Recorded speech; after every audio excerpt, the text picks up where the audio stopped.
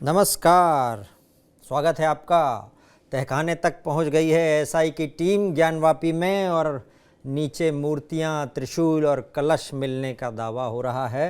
हालांकि जब तक रिपोर्ट नहीं आएगी तब तक तो कुछ फाइनल नहीं कहा जा सकता। लेकिन हमारे साथ इस समय देवकीनंदन ठाकुर जी हैं, कथावाचक और धर्मगुरु।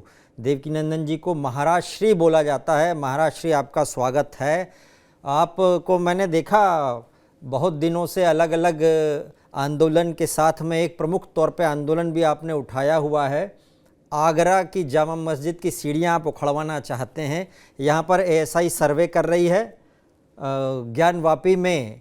तो ज्ञानवापी में क्या लग रहा है? आप तो सभी लोग हर तरफ से ये बोल रहे हैं। आपने एक बार कहा था कि धर्म की लड़ाई में निमंत्रण नहीं दिए जाते, जिसको आना है वो स्वयं ही आ जाते हैं, जिसका ज़मीर जिंदा रखा है जिसने।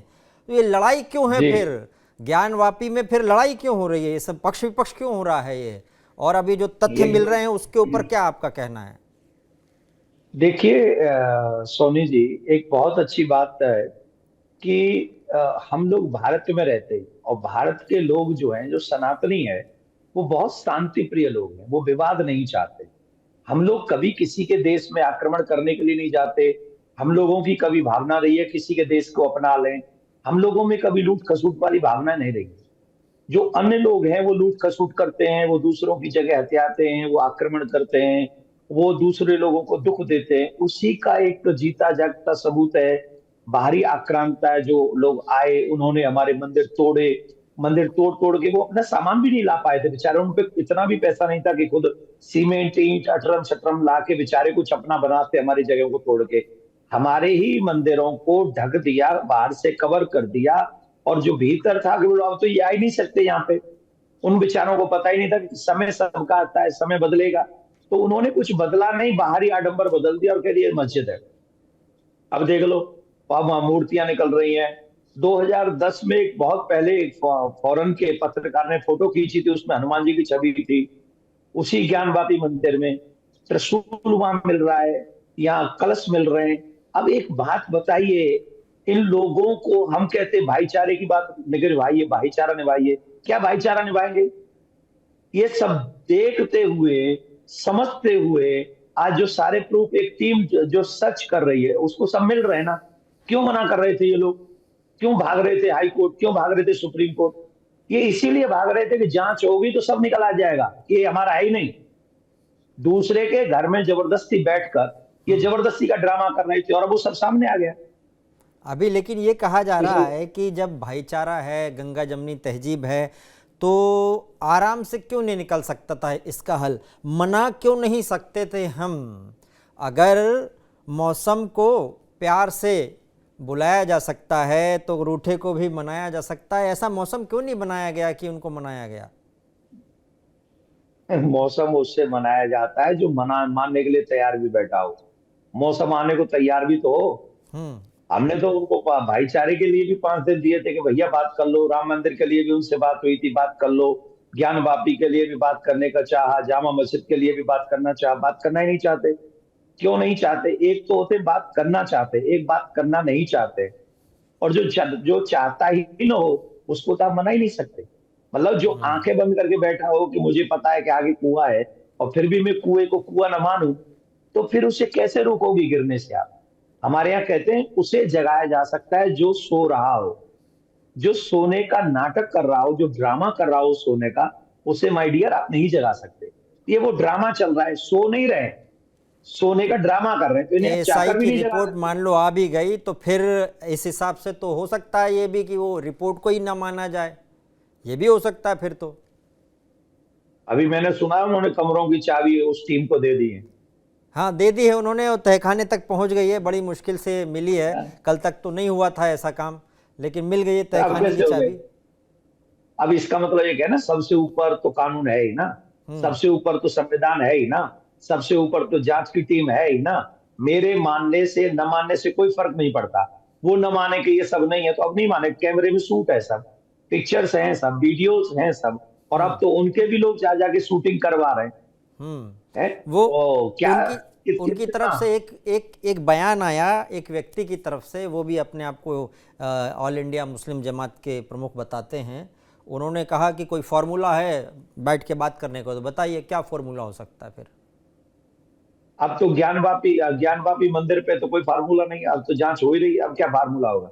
हम्म। अब तो अगर ये सिद्ध हो जाता है तो हाथ जोड़ के कई फार्मूला है कि मथुरा, काशी और अयोध्या, इन तीनों जगह से अलग हटके आप अपना कार्य कीजिए और हम्म। बहुसंख्यक लोगों को अपना कार्य पर करने दीजिए। हम आपकी ऐसे में हम आपकी ऐसे में तो लोग कहेंगे कि भाई यहाँ पे तो खैर धर्म का ही धर्म की ऐसी बातें चल रही हैं कि जहाँ भी पत्थर हटाया जा रहा है वहाँ यही निकलेगा, तो फिर ये मांग कहाँ जाके रोकेगी? नहीं, कम से कम देखो, मैं आपको बताऊं सोनी जी, प्रॉब्लम यह है कि सनातनियों के लिए राम, कृष्ण और शिव, ये तीनों हमारे यहाँ सभी पुराणों में, वेदों में, रामायण में, हर जगह ये बात सिद्ध है कि काशी में बाबा रहते, भोलेनाथ रहते, अयोध्या में राम जी रहते, मथुरा में कृष्ण रहते। इन जगहों को तो कोई नहीं झुठला सकता। हम्म। उनकी कुरान में वो एक जगह दिखा दे हमें कि हमारी कुरान में इस जगह पर फलाना व्यक्ति रहता है, हम्म। ढिमका व्यक्ति रहता है। काशी में कौन सा कोई देवता आया हो उनको, जिनको मानते हो, कोई पीर हो, पैगंबर हो, कोई ऐसा प्रॉफिट हो जो उनको लगता हो कि हम इनको बहुत मानते हैं। अरे एक का नाम तो गिना दीजिए कुरान में, हम्म। एक का नाम बता दीजिए। अगर भाईचारे की भी बात कर रहे हैं तो वहां तुम्हारा कोई आया नहीं, हमारे तीनों आए हैं, वो सारे वेद में है, पुराण में है, सब में है। फिर भी आप हमारी बात मानोगे तो भाईचारा कहाँ है? कौन सा फार्मूला अपनाओगे? एक ही फार्मूला उनको अच्छा लगेगा कि हम जहां बैठे वहीं बैठे रहने दो, हमारा ही जज होगा, हमारा ही कानून होगा, हमारा ही वकील होगा, हमारे ही हथकंडे होंगे। ऐसे थोड़ी बात चलेगी। एक तर्क आया देवकीनंदन जी कि अगर शिव हैं वो, तो वहाँ पर इतने हाँ। समय से वो अंदर क्यों हैं, और उनको भक्तों को निकालने की ज़रूरत क्यों पड़ रही है? उस पर लोग तरह तरह का पानी डाल रहे हैं। मतलब ताकत है या नहीं है, शक्ति है या नहीं, इस पे बहस छेड़ दी है उस विचार ने। किसने छेड़ी है? वो उसी को बताओ, उसको नाम लाओ मेरे सामने, उसको मैं बताता हूँ, वो उसे मैं पक्ष वही सिखाऊंगा। है जिस पक्ष, जो पक्ष उसका विरोध कर रहा है कि वहां पर वो मस्जिद है, ये कह रहा है, वही पक्ष से कह रहे हैं कि भाई वो शिवलिंग अगर होते तो ऐसी स्थिति में ना होते। ये उन्होंने एक बहस छेड़ी है। वो फालतू की बात करते हैं, ऐसे पागल लोगों का जवाब देना मैं जरूरी नहीं समझता। वो उन हम्म। लोगों पे अपना टाइम तो खराब करूँ और आप भी अपना टाइम मत खराब कीजिए। हम्म। अगर फिर कुछ बोल दूंगा तो विवाद खड़ा हो जाएगा, 57 कंट्रियां इकट्ठी हो जाएंगी, हम्म। फिर मैं बोल दूंगा। उन लोगों को ऐसे बोलने का कोई अधिकार नहीं है हमारे ईश्वर के बारे में, उनको कुछ नहीं बोलना चाहिए, ठीक है? हम्म। उनको अपनी बात रखें, अच्छा है, टीवी चैनलों पे अपने बयान रखें, अच्छी बात है। मेरा शिव है, जिस दिन चाहेगा, आज अगर वहां मूर्ति निकली है तो उनकी मर्जी से, आज अगर त्रिशूल निकली है तो उनकी मर्जी से, आज वहां कलश निकले हैं तो उनकी मर्जी से। अगर उनकी मर्जी नहीं होती, वो भी हम्म। तो परीक्षा करना चाहते हैं ना हम भक्तों की, देखे तो सही मेरे लिए कौन खड़ा है। हम्म। मैं तो सबको खिला ही रहा हूं ना, मैं तो सबका पालन कर ही रहा हूं ना, मैं तो उनका भी पालन कर रहा हूं जो मेरा अपमान कर रहे हैं। हम्म। भगवान तो राक्षसों को भी भोजन देता है, भगवान ने तो नहीं कहा मैं राक्षसों को भोजन नहीं दूंगा। तो जो ईश्वर को न माने वो राक्षस है, तो उनका भी मतलब ये है पालन कि पोषण भगवान करता भक्तों की परीक्षा ले रहे हैं, और है। उसमें भक्तों की तरफ से भी कुछ उनका निमित्त जो परिश्रम है वो लग रहा है। नहीं, मुझे एक बात बताइए, उनको भक्त कहेगा कौन? जब तक वो हम्म। कुछ करके नहीं देंगे, जब तक वो कुछ करेंगे नहीं ईश्वर के लिए, अपने धर्म के लिए कुछ नहीं करेंगे, अपनी आस्था के लिए कुछ नहीं करेंगे, उन्हें भक्त कौन कहेगा? फिर तो उनमें और इन राक्षसों में क्या अंतर रहेगा? जो हम्म। कहते हैं हम भगवान नहीं, हम भगवान को मानते नहीं, तो तो वो भी तो आपका परीक्षा ले। ये एसआई कई जो सर्वे हो रहा है एसआई का, ठीक इसी तरह का क्या सर्वे वहाँ पर हो जाए तो शायद आपकी बात, जो आप जिस आंदोलन को लेकर कई दिनों से मुखर हैं, सीढ़ियाँ उखड़वाना चाहते हैं, क्या वहाँ से इसी तरह का हो जाए तो हो जाएगा काम? देखो, एक बात तो सही हो गई कि मैंने जो चीजें सोच के बोल रहा हूँ, जिन तथ्यों को पकड़ के बोल रहा हूँ, जिन इतिहास के किताबों को मैं पढ़ के बोल रहा हूँ, वो गलत नहीं है। ज्ञानवापी मंदिर में वो सब सिद्ध हो रहा है, सिद्ध हो रहा है, हम्म। सिद्ध हो रहा है कि नहीं? जिन्होंने तथ्य निकल रहे हैं अंदर जामा से। मस्जिद, निकल रहा है ना, हम्म। निकल रहा है ना, चिन्ह निकल रहे हैं, हम्म। पता चल रहा है। तो जिन्होंने ज्ञान वाप्य जामा मस्जिद की सीढ़ियों में भगवान की छवि का जिक्र किया है, उन्होंने ज्ञानवापी मंदिर को भी तोड़ना बताया है। तो सारे वो प्रूफ उसी किताब में सेम डुक्टो, हम्म। सेम टू मासिर सेम है। आलमगीरी। हम्म। मासरे आलमगिरी है, पेरिस के एक पत्रकार हैं, उनकी पूरी किताब है, वो मेरे पास में है, और भी अनेक अनेक। मैं तो अंग्रेजी काल में जो यहाँ के कलेक्टर हैं उनकी किताब है। मथुरा के जो कलेक्टर रहे उन्होंने लिखा है, सब कुछ स्पष्ट है। और इसमें हिंदुओं की कोई किताब का जिक्र नहीं कर रहा हूं मैं, हिंदुओं ने भी, सनातनियों ने भी लिखा है। तो कहने का अभिप्राय है, मैं तो ये चाहता हूं, और हम, आपने कहा कोई ऐसा हो जैसे बैठ के बात कर ले, अभी भी बात कर रहा हूं ना मैं तो आपसे। हम लोग गए तो कोर्ट के रास्ते से गए, हमने 3-4 सुनवाई हो गई कोर्ट में, अभी तक वो झांके तक नहीं। डिले करने का मतलब है। दूसरा, आज भी वो आए आपके टीवी चैनल पे, आके कह दें कि भैया आप जांच कर लो, पर अगर आपके ऐसा भगवान है तो आप ले कुछ लोगों को लग रहा है ये अचानक क्या है, ये ऐसा आंदोलन चल पड़ा है कि हर जगह से यही हो रहा है। फिर कुछ लोग ये सवाल करते हैं कि देश धर्म से चलेगा कि संविधान से चलेगा, ये ऐसी बात करते हैं वो लोग। नहीं, संविधान से ही चलेगा। हम तो कह रहे हैं कि संविधान से नहीं चलेगा, संविधान से ही चलेगा। तो हमारे संविधान में हमारे भगवान के उस छवि के ऊपर पैर रखकर नमाज पढ़ना जाना लिखा है क्या? जायज है क्या? आपके संविधान ने वो राइट दिया है क्या? बताइए। हमारा संविधान तो कहता है कोई किसी के धर्म का अपमान न करे। और इतिहासकार कहते हैं कि मेरे भगवान की छवि सीढ़ियों में, और आप उस पर चढ़ के जा रहे हैं, तो ये मेरे भगवान का 100 करोड़ लोगों की, हिंदुओं की भावना का अपमान है कि नहीं? और संविधान का अपमान है कि नहीं? भाई संविधान में जब लिखा है कि सब सबका सम्मान करे, अपमान किसी का न करे, फिर ये अपमान क्यों कर रहे हैं? फिर तो संविधान के तहत इनको सजा होनी चाहिए कि इन्होंने हमारे धर्म का अपमान किया है, 100 करोड़ लोगों की भावना के साथ खिलवाड़ किया है, जानबूझकर भी। अभी भी सुनने के बाद अगर जा रहे हो तो फिर आपको सजा होनी चाहिए संविधान की अब बात के अनुसार। उस बात पे, उस आंदोलन में अब आगे स्टेटस अभी कोर्ट में ही चल रहा है। कोर्ट के अलावा कोई और काम करने जा रहे हैं क्या आप? ऐसा लग रहा है आपकी बातों से कि आपको अगर कोई छूट मिल जाए तो तुरंत जाके उखाड़ देंगे, ऐसा लग रहा है आपकी बातों से। आप मुझे छूट दिलवा दें। आप दिलवा दीजिए कहीं से। नहीं, लेकिन उसमें कुछ और आगे कोई रणनीति बनाई है क्या आपने? नहीं, मैं प्लान मैं बना रहा हूं, अपने लोगों से चर्चा कर रहा हूं। अभी तो यही आशा रख रहा हूं कि जिस कोर्ट में ये केस चल रहा है, आदरणीय जज महोदय इस बात को सुने कि वो अभी तक आए तक नहीं है, वो अभी तक आए तक नहीं है। तो कम से कम जांच के ऑर्डर दे दे कि भैया आप एक बार चेक कर लो, ASI उसकी चेक कर ले, अगर है तो कोई हमें दे दो, हमारे भगवान, हम उसका कुछ नहीं करें। मस्जिद तुम्हारी वहीं की वहीं है, वहीं पूजा कीजिए, सब कुछ कीजिए। सीढ़ियों में चेक कर लेने दीजिए कि वहां हमारे ईश्वर की छवि है कि नहीं। अगर है तो हमें हमारी छवि ईश्वर दे दीजिए, हम ले आएंगे। तुम्हारी मस्जिद तो वहीं रहनी है। रहा बात सीढ़ियों का नुकसान, तो हम भर के देंगे आपको भैया, हम बना के देंगे जो खर्चा आएगा। तो इसमें तो प्यार की बात हुई कि नहीं, भाईचारे की बात हुई कि नहीं है? पर हम कहां लड़ने की बात? नहीं, भाईचारे की बात तो ये वो बोलेंगे कि ये आपके तरफ की भाईचारे की बात हुई, हमारे हिसाब की नहीं बात हुई, लेकिन वो तो ये कहेंगे तो उनके हिसाब की बात नहीं हुई। उनके मतलब की बात तो फिर देखो एक ही तरीके से हो सकती है कि अपना घर उनको दे दो, अपने बच्चे उनको दे दो, और तुम इस देश में सब मुस्लिम धर्म अपना लो। उनके मतलब की तो एक ही बात है। वो तो ये चाहते हैं कि सब मुस्लिम बन जाओ, अपनी बहन बेटियों को हमारे यहाँ भेज दो, अपने घर मकान हमको दे दो, तुम्हें इस देश में अगर रहना है तो मुस्लिम बन के रहो, और हमारे मुस्लिम को प्रधानमंत्री राष्ट्रपति बना दो, और यहाँ शरीयत से कानून देश चलेगा। वो तो ये चाहते हैं। आप कर लो, सब मीडिया वाले मिलकर अगर करा सकते हो तो करा दो उनका। अगर आप सब कहोगे तो भैया हम भी हो जाएंगे, और क्या करें। वो ये कहते हैं कि आप आंदोलन तक मंदिरों के तो सीमित रहें तो ठीक है, लेकिन आप बोलते हैं 5-6 बच्चे पैदा करेंगे जब तक पॉपुलेशन बिल ना आ जाए। वो बोलते हैं कि ये सारी चीज़ें एक साथ इस काल में क्यों हो रही हैं, कहीं कुछ ऐसा तो नहीं? अच्छा, कुछ लोगों को लगता है कि हमको नहीं रहने दिया जाएगा यहाँ पर, ऐसा डर, ऐसा लोग बोलते हैं कि क्या हम कहीं और चले जाएं? ये पाकिस्तान थोड़ी है, ये भारत है। ये पाकिस्तान नहीं है, ये बांग्लादेश नहीं है, ये अफगानिस्तान, जहां अन्य धर्म के लोगों की भावनाएं तोड़ी जाएंगी, मंदिर तोड़े जाएंगे, और उनकी बहन बेटियों की अस्मिता लूटी जाएगी। ये भारत है।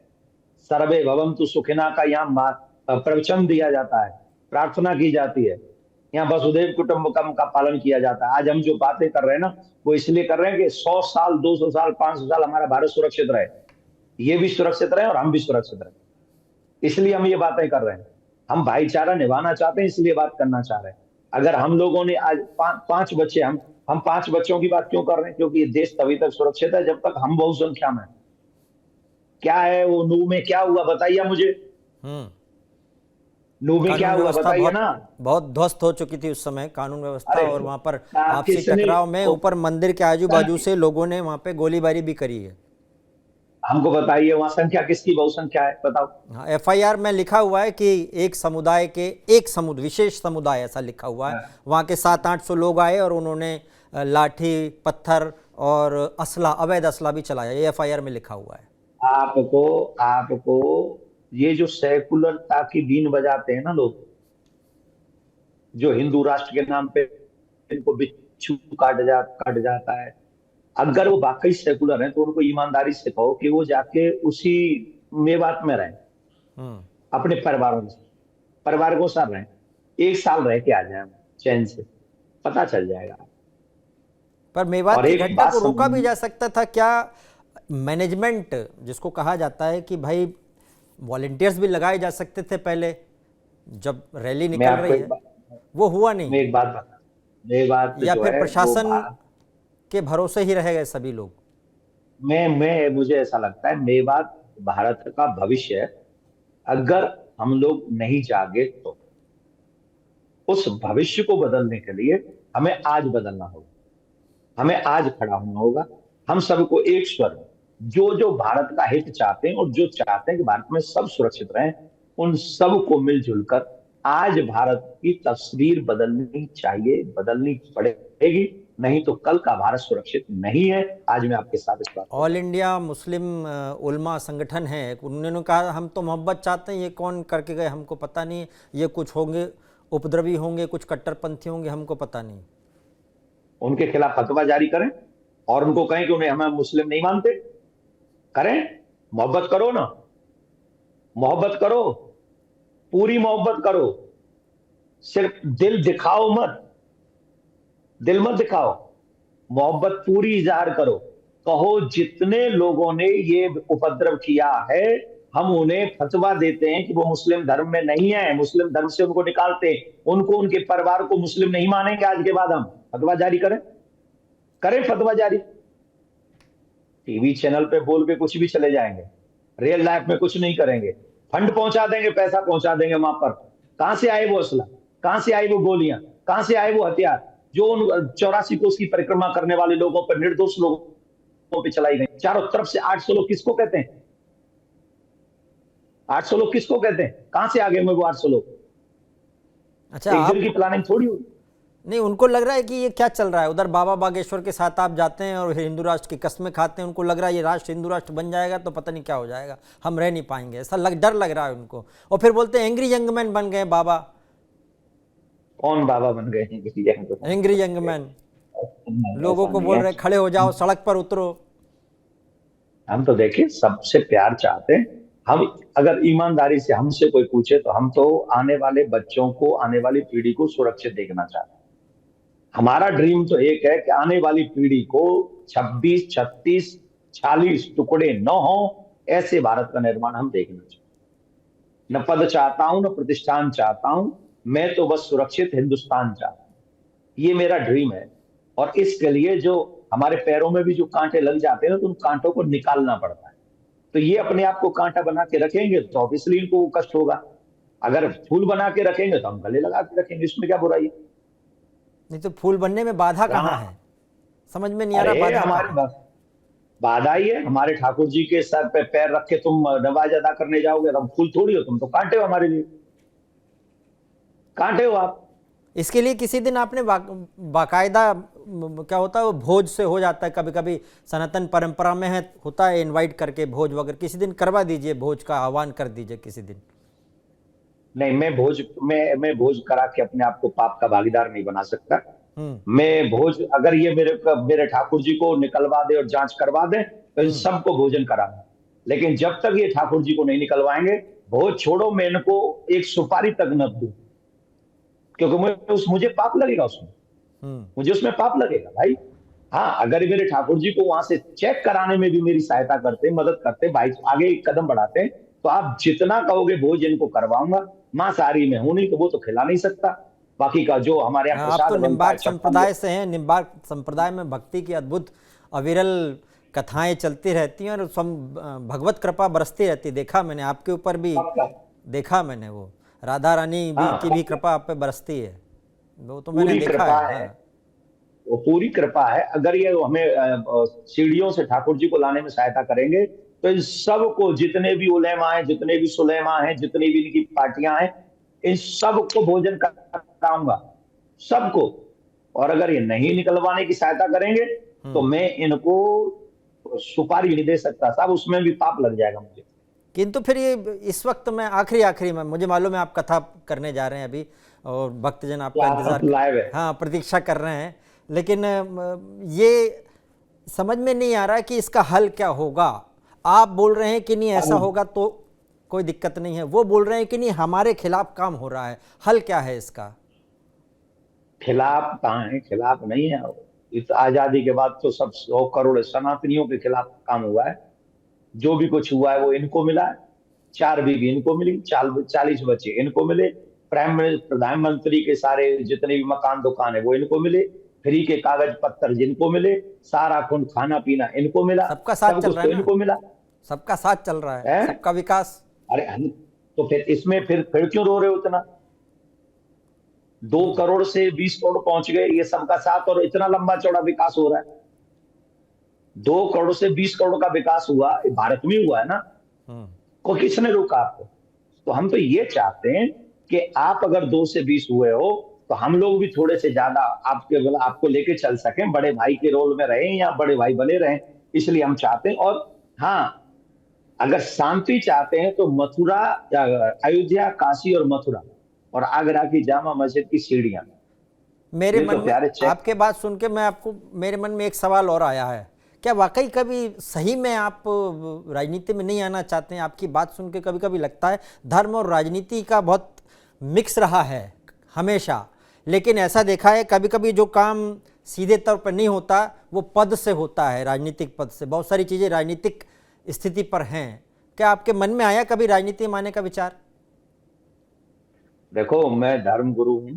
आपने भी नीचे लिखा है देवकीनंदन ठाकुर क्या कथावाचक धर्म गुरु, ये आपने लिखा। मुझे इसी रोल में रहने दीजिए, और ये रोल बहुत अच्छा है, बहुत सुंदर है, और मैं इस रोल से बड़ा सेटिस्फाइड हूँ। और मुझे अपने ठाकुर की कथा कहने में बड़ा मजा आता है, बड़ा आनंद आता है। लोग भी मुझे उसी रूप में देखना चाहते हैं, लेकिन धर्म गुरु हूं, इसलिए धर्म की बात करना, चाहे मन से हो, चाहे रियल लाइफ में हो, पर्सनल लाइफ में हो, चाहे आपकी टीवी डिबेट में हो, मुझे ये संविधान अधिकार देता है।